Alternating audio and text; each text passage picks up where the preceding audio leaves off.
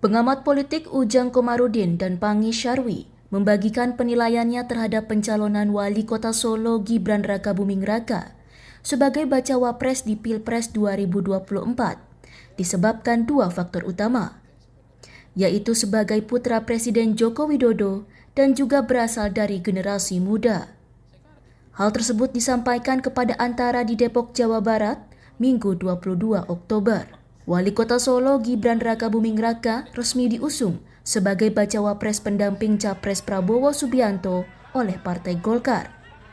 Dalam rapat pimpinan nasional Partai Golkar pada Sabtu 21 Oktober.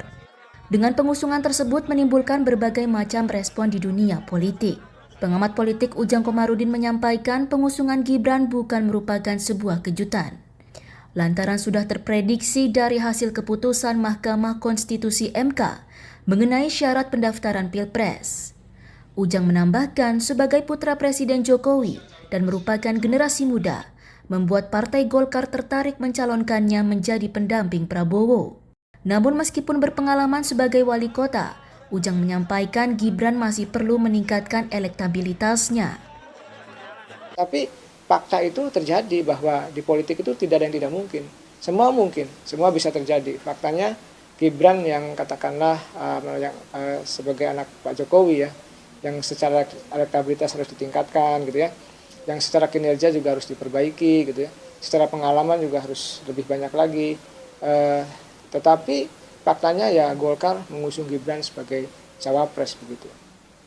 Pengamat politik Pangi Syarwi pun memiliki anggapan yang sama. Keputusan MK telah menjadi tanda Gibran akan maju menjadi bacawa pres mengikuti kontestasi Pilpres 2024.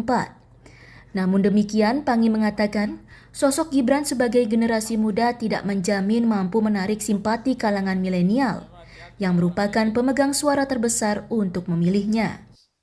Itu juga menjadi faktor penting kenapa Gibran diambil. Karena dianggap sosok milenial yang tidak terbentur undang-undang, anak-anak muda generasi milenial itu akan milih Gibran. Nah, pertanyaannya adalah apakah betul nanti anak-anak muda Gen Z atau milenial itu akan memilih tokoh representasinya anak muda? Saya mencermati itu tidak mudah juga.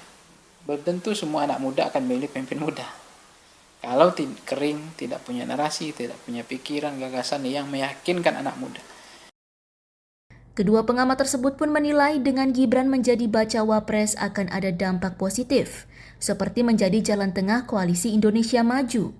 Namun juga ada dampak negatif terkait dinasti politik.